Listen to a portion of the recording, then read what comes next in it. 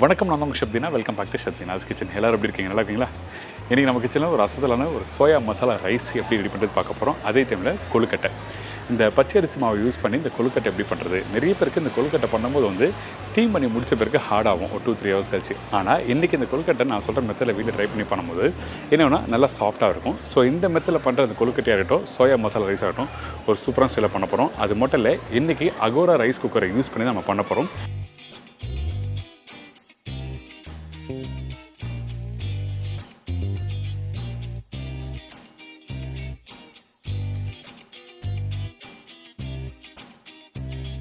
இந்த ரைஸ் குக்கரில் வந்து மல்டிபிள் ஆப்ஷன்ஸ்லாம் இருக்குது. நீங்கள் அதை எப்படி பண்ணணும்னு சொல்லிட்டு தெளிவாக விளக்கமாக வந்து இன்றைக்கி வீடியோவில் கொடுத்துருக்கேன். ஃபஸ்ட்டு இந்த சோயா மசாலா ரைஸுக்கு தேவையான பொருட்கள் என்ன பார்த்தலாமா? சோயா மசாலா ரைஸுக்கு தேவையான பொருட்கள்: மீல் மேக்கர் தேவையான அளவு, பாஸ்மதி ரைஸ் 150 கிராம், வெங்காயம் 2 நம்பர், தக்காளி 2 நம்பர், பச்சை மிளகாய் 3-4 நம்பர், இடிச்ச பூண்டு 15 பல்லு, முழு கரம் மசாலா தாளிப்புக்கு தேவையான அளவு, இஞ்சி பூண்டு paste 1 tablespoon, chilli powder 1 teaspoon, மஞ்சத்தூள் 1/4 டீஸ்பூன், கொத்தமல்லி அரை கைப்பிடி, புதினா சிறிதளவு, உப்பு தேவையான அளவு, எண்ணெய் சமைக்கிறதுக்கு தேவையான அளவு. இதாங்க சோயா மசாலா ரைஸுக்கு தேவையான பொருட்கள். இப்போது இந்த சோயா மசாலா ரைஸ் பண்ணுறதுக்கு நம்ம என்ன பண்ணுறோன்னா அகோரா ரைஸ் குக்கரை யூஸ் பண்ணி தான் பண்ண போகிறோம். அது மட்டும் இல்லாமல் வந்து ரொம்ப சேஃபான மெத்தடில் குக் பண்ணுறது எப்படின்னு சொல்லி பார்க்க போகிறோம். நீங்கள் நார்மலாக வீட்டில் குக் பண்ணும்போது என்ன பண்ணுவீங்க? அடி பிடிச்சிருமா, இந்த மாதிரி பயம்லாம் இருக்காங்கல்ல, அந்த மாதிரிலாம் எதுவும் ப்ராப்ளம் இல்லாமல் கரெக்டாக இதில் ஆப்ஷன்ஸ் கொடுத்துருக்காங்க. அந்த ஆப்ஷனை கிளிக் பண்ணி நீங்கள் பண்ணிங்கன்னா சேஃபாக வீட்டில் குக் பண்ண முடியும்.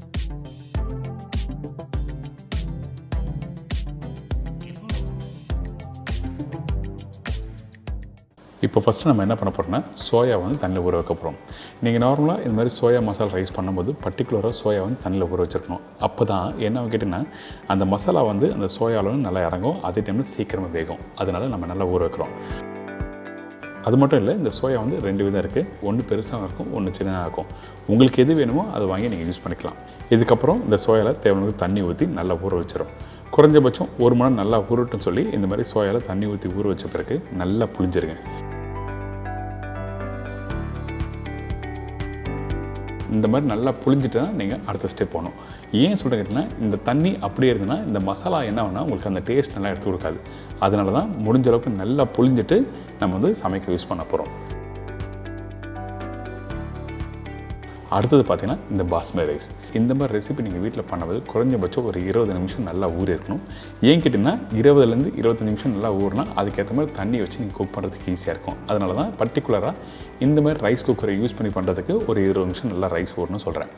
அடுத்தது நம்ம என்ன பண்ணால் அகோரா ரைஸ் குக்கரை யூஸ் பண்ணி தான் இந்த ரெசிபி கம்ப்ளீட் பண்ண போகிறோம். அதனால் நம்ம என்ன பண்ணுறோம், ஃபஸ்ட்டு தேவையானதுக்கு கொஞ்சமாக எண்ணெய் யூஸ் பண்ணுறோம். இந்த எண்ணெய் ஊற்றின பிறகு கொஞ்சம் ஹீட் பண்ணல, அதனால் நம்ம என்ன பண்ணுறோம்னா இந்த ரைஸ் குக்கரை க்ளோஸ் பண்ணிவிட்டு அதுக்கப்புறம் ஃபஸ்ட்டு வந்து ஆன் பண்ணிவிட்டு அதுக்கப்புறம் ஷார்ட் ரைன்னு சொல்லி ஒரு ஆப்ஷன் இருக்குது. அதை ப்ரெஸ் பண்ணிங்கன்னா ஒரு 2 நிமிஷம் வந்து சூடாகும். சூடு ஆறின பிறகு நம்ம என்ன பண்ணுறோன்னா இதில் தாளி போடுறோம். பட்டை, லவங்கம், ஏலக்காய், பிரிஞ்சி இலை எல்லாத்தையும் தாளிப்பாக போட்ட பிறகு நம்ம கட் பண்ணி வச்சுருக்க இந்த வெங்காயம் போடுறோம். இந்த வெங்காயத்தை வந்து இந்த மாதிரி கொஞ்சம் லைட்டாக வதக்கிட்டு அதுக்கப்புறம் அடுத்த ஸ்டேஜ் போணுச்சுன்னா அந்த டைமில் 2 நிமிஷம் நீங்கள் க்ளோஸ் பண்ணி வச்சுருங்க. அப்போது அந்த வெங்காயம் வதங்க ஆரம்பிக்கும். இந்த மாதிரி லைட்டாக வெங்காயம் வதங்குற டைமில் நம்ம என்ன பண்ணுறோன்னா அரைச்சி வச்சுருக்க இஞ்சி பூண்டு பேஸ்ட்டு யூஸ் பண்ணுறோம். இந்த இஞ்சி பூண்டு பேஸ்ட்டோட ரேஷியோ என்ன கேட்டிங்கன்னா உங்களுக்கு எப்பவுமே கார்லிக்கோட அளவு அதிகமாக இருக்கணும், இஞ்சியோட அளவு கம்மியாக இருக்கணும். அதாவது 7 மடங்கு பூண்டு, 3 மடங்கு இஞ்சி. இதுக்கப்புறம் தக்காளி, பச்சை மிளகாய், கொத்தமல்லி, புதினா இதெல்லாம் போட்ட பிறகு நல்லா மிக்ஸ் பண்ண ஆரம்பிங்க. இந்த மாதிரி மிக்ஸ் பண்ணி முடித்த பிறகு தேவையான அளவுக்கு ஸ்பைசஸ் போடுறோம். அதுவும் பர்டிகுலராக நம்ம வீட்டில் இருக்க குழம்பு தூள் இந்த மாதிரி ரெசிபிக்கு யூஸ் பண்ண வேண்டாம், வெறும் மிளகாத்தூள் யூஸ் பண்ணுங்கள். இதுக்கப்புறம் மிளகாத்தூள் போட்ட உடனே மஞ்சத்தூள், இடித்த பூண்டு. இந்த இடித்த பூண்டு இந்த மாதிரி சோயா ரெசிபிக்கு வந்து நல்லா வாசனை கொடுக்கும். அதனால் நம்ம என்ன பண்ணுறோம், இடித்த பூண்டு இந்த இடத்துல போட்டிருக்கோம். இதெல்லாம் போட்ட பிறகு அந்த மசாலாவோட வெங்காயம், தக்காளி, சோயா, சில்லி பவுடர் இது எல்லாத்தையும் நல்லா மிக்ஸ் பண்ண ஆரம்பிக்கிறோம்.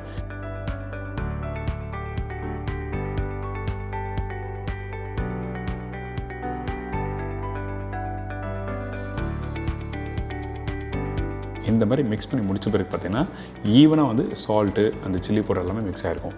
இதுக்கு பிறகு நம்ம என்ன பண்ணுறோம், கரெக்டாக ஒரு 20 to 25 நிமிஷம் நல்லா ஊற வச்ச அந்த அரிசியை வந்து தண்ணி வடிகட்டிட்டு அதுக்கப்புறம் இந்த அரிசி இதில் போட்டிருக்கோம். போட்ட உடனே வந்து 1க்கு 1.25 மெஷர்மெண்ட்டில் தண்ணி ஊற்றுறோம். எந்த கப்பில் அரிசி இருக்குன்னு அதே கப்பில் 1.25 அளவுக்கு தண்ணி ஊற்றுற பிறகு கொஞ்சமாக உப்பு போட்டு நல்லா மிக்ஸ் பண்ணுறோம்.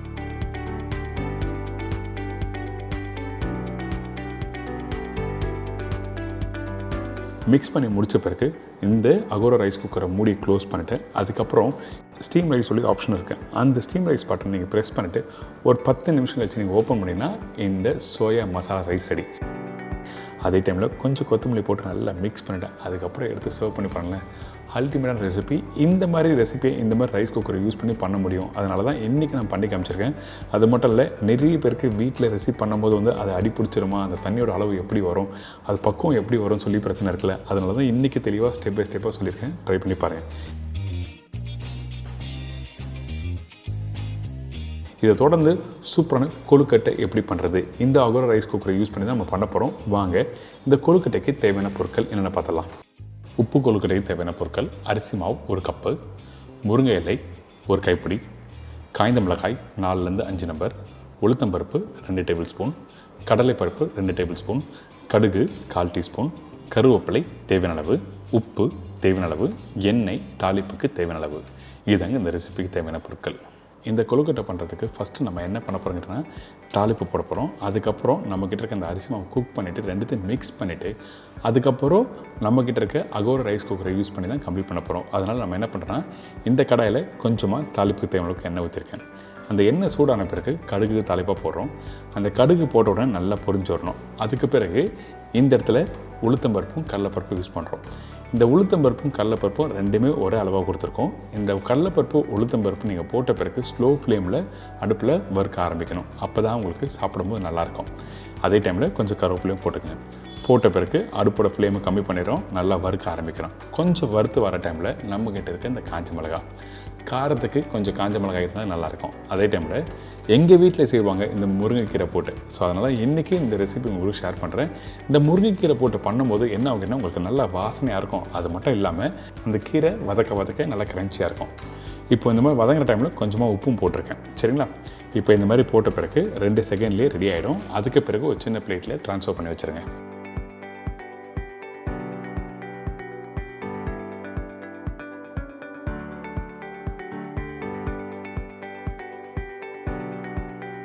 இதுக்கப்புறம் நம்ம என்ன பண்ணுறோம், இதே கடாயில் தேவையானது தண்ணி ஊற்றி நம்ம இந்த அரிசி மாவு குக் பண்ண போகிறோம். அதனால் எந்த கப்பில் அரிசி மாவு எடுக்கிறீங்களோ அதே கப்பில் 1.5 கப் அளவுக்கு தண்ணி ஊற்றி கொதிக்க விட போகிறோம். அப்போ நம்ம என்ன பண்ணுறோன்னா அடுப்பு ஆன் பண்ணிவிட்டு ஃபஸ்ட்டு தண்ணி நல்லா சூடாக்குங்க. நல்லா கொதித்து வர டைமில் நம்ம என்ன பண்ணுறோன்னா இதில் உப்பு தேவையான அளவுக்கு சீசனிங் யூஸ் பண்ணுறோம். உப்பு இந்த இடத்துல கண்டிப்பாக போட்டுருக்கணும். நீங்கள் மாவு மிக்ஸ் பண்ணி முடிச்ச பிறகு உப்பு போட்டிங்கன்னா கரெக்டாக அந்த உப்பு எல்லா இடமும் ஈவனாக ஸ்ப்ரெட் ஆகாது. அதனால் உப்பு இந்த இடத்துல போட்டிருக்கோம். இதுக்கப்புறம் 2 டேபிள் ஸ்பூன் எண்ணெய். இந்த எண்ணெய் எதுக்காக யூஸ் பண்ணுறோம், இந்த மாவு மிக்ஸ் பண்ணும்போது கடாயில் ஒட்டாமல் வரதுக்காக எண்ணெய் யூஸ் பண்ணுறோம். இது ஆப்ஷன், வேணும்னா நீங்கள் போட்டுக்கலாம். இதுக்கப்புறம் நம்மக்கிட்ட இருக்க இந்த அரிசி மாவு போட்ட பிறகு அடுப்போட ஃப்ளேமை கம்மி பண்ணுறேங்க. அதுக்கப்புறம் இந்த மாதிரி மிக்ஸ் பண்ணும்போது கெட்டியான ஒரு பக்கம் வரும். இந்த மாதிரி கெட்டியான பக்கம் வரும்போது பர்டிகுலராக இந்த அரிசி மாவு எல்லாமே ஈவனாக நல்லா மிக்ஸ் பண்ணிடணும். அப்போ தான் உங்களுக்கு வந்து அந்த அரிசி மாவு வெந்து வர பக்கம் கரெக்டாக இருக்கும். எதுக்காக இந்த மாதிரி வேக வச்சு பண்ணுறோம், கொழுக்கட்டை ஸ்டீம் பண்ணி முடித்த பிறகு சம்டைம் வந்து ஹார்ட் ஆகும். ஸோ அந்த மாதிரி ப்ராப்ளம் வராமல் இருக்கிறதுக்கு இந்த மாதிரி இந்த அரிசி மாவு சுடுதண்ணில் போட்டு நல்லா மிக்ஸ் பண்ணிவிட்டு அதுக்கப்புறம் வந்து அடுத்த ஸ்டேஜ் போகிறோம். இந்த மாதிரி பண்ணும்போது சாஃப்ட்னஸ் இருக்கும். ஒரு 2-3 ஹவர்ஸ் கழித்து சாப்பிட்றதுக்கு நல்லாயிருக்கும். இதுக்கப்புறம் நம்ம என்ன பண்ணுறோன்னா இந்த அரிசி மாவு கையில் எடுத்து பார்த்திங்கன்னா ஒட்டாத பக்குவமாக இருக்கணும். இந்த மாதிரி ஒட்டாத பக்குவமாக இருந்தால் தான் நம்மளுக்கு வந்து கரெக்டாக வந்திருக்குன்னு அர்த்தம்.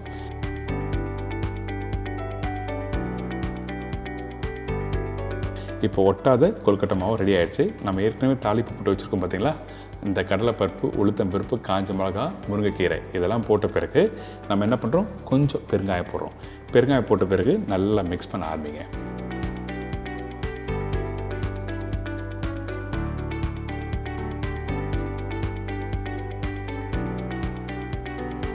இந்த மாதிரி நல்லா மிக்ஸ் பண்ணி முடித்த பிறகு இந்த இடத்துல உப்பு காரம் கரெக்டாக இருக்கா செக் பண்ணிக்கோங்க. இன்கேஸ் உப்பு கம்மியாக இருந்தால் என்ன பண்ணணும் கேட்டிங்கன்னா லைட்டாக 1 டேபிள் ஸ்பூன் தண்ணியில் போட்டு மிக்ஸ் பண்ணிவிட்டு அதுக்கப்புறம் லைட்டாக தெளித்தா ஓரளவுக்கு கண்ட்ரோல் ஆகும். ஆனால் இந்த மாதிரி ப்ராப்ளம் வராமல் இருக்கிறதுக்கு ஃபஸ்ட்டே தேவையான உப்பு போட்டுருங்க.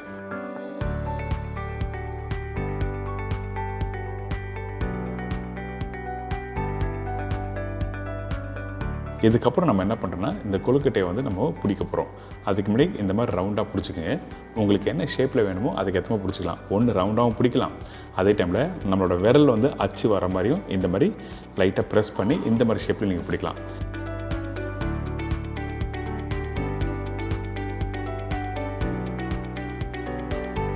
இந்த மாதிரி எல்லாத்தையும் ஒன்றா பிடிச்சி முடிச்ச பிறகு நம்மக்கிட்ட இருக்க அகோரா ரைஸ் குக்கரை வச்சு தான் ஸ்டீம் பண்ண போகிறோம்.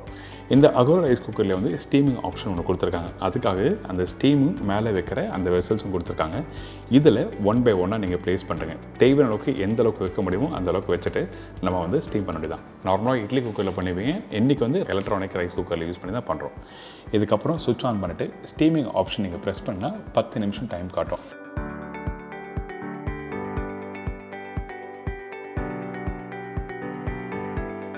பத்து நிமிஷம் கழிச்சு நீங்கள் ஓப்பன் பண்ணி பார்த்தீங்கன்னா இந்த உப்பு கொழுக்கட்டை ரெடி, அதாவது கார கொழுக்கட்டை.